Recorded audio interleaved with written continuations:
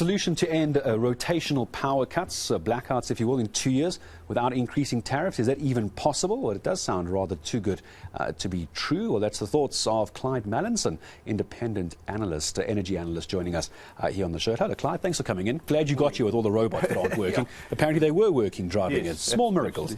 We'll take it. Yes. So is that a reality? 2 years, we could maybe have you and I sitting here talking about the days of blackouts. Is that possible? Absolutely. The unfortunate thing is that if we'd started it 2 years ago, as we should have, or in fact 3 years ago, we wouldn't be talking about blackouts now. So it's not good to always look at the past.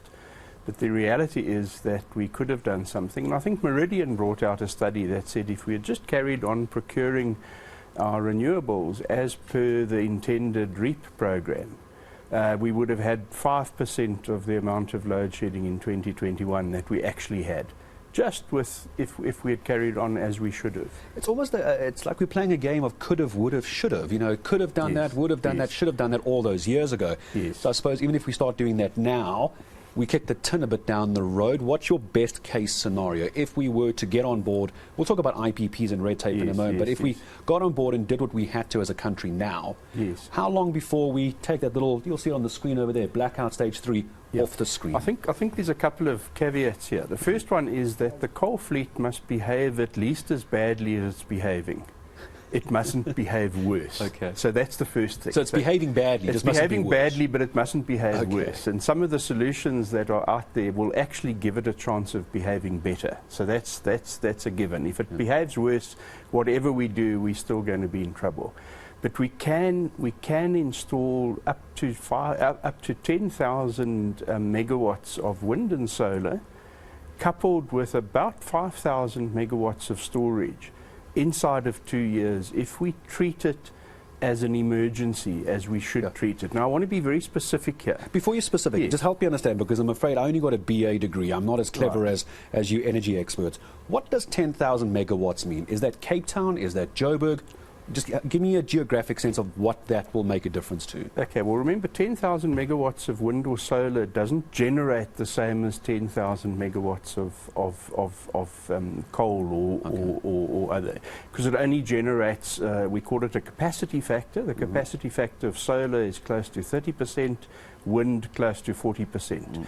So 10,000 megawatts of renewables like that would be equivalent to be able to meet the needs of both Cape Town and Johannesburg, as an example. So you want it to be specific. Thank you. I always like to just make sense of what that means. Okay, you want to be specific. But in the specific, I'm saying that I don't believe we need to declare a state of emergency.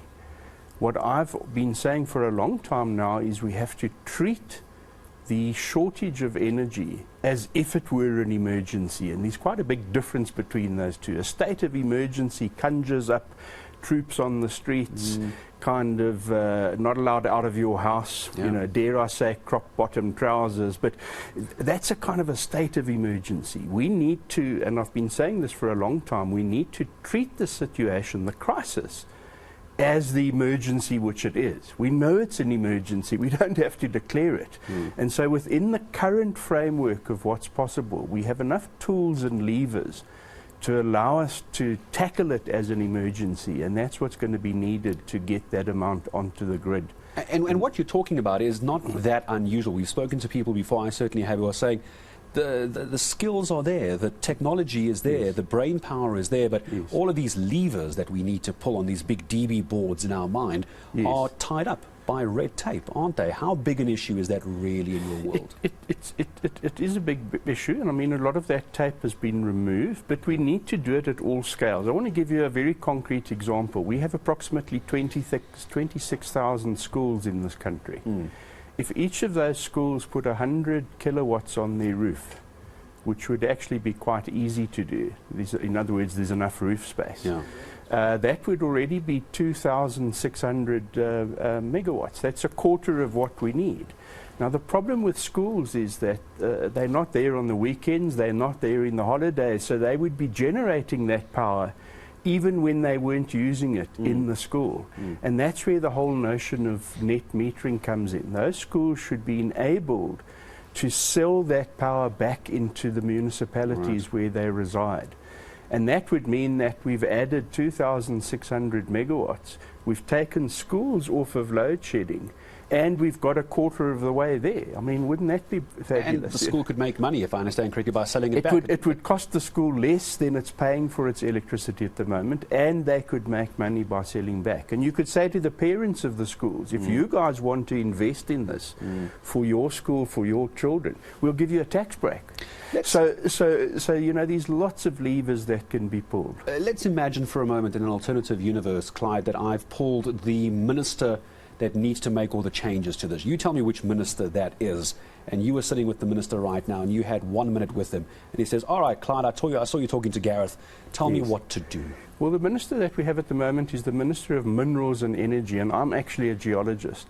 So I would say to the minister, if I had 1 minute with him, Minister, you can give yourself a legacy. If we can get the electricity energy sorted out in this country, it's going to help all your mines. The gold mines that are battling, the platinum mines that are battling.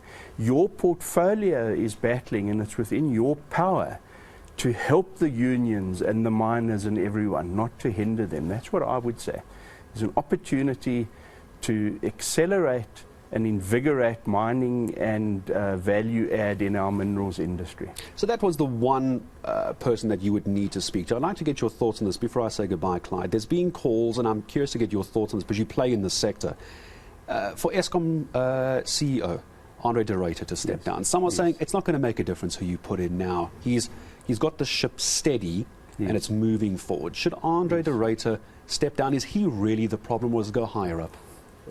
No, look, Andre de Ruyter is not the problem. Andre de Ruyter, quite frankly, would probably quite like to step down, because to be in that job at this point in time, but it's kind of like having to play where you don't set the rules. So Eskom don't say how much, they're not involved in how much new electricity can be added to the grid. They're tasked with keeping what's on the grid running. And so Andre de Ruyter has been told to go and try and get a whole lot of old cars working, but you're not allowed to buy yourself a new electric car.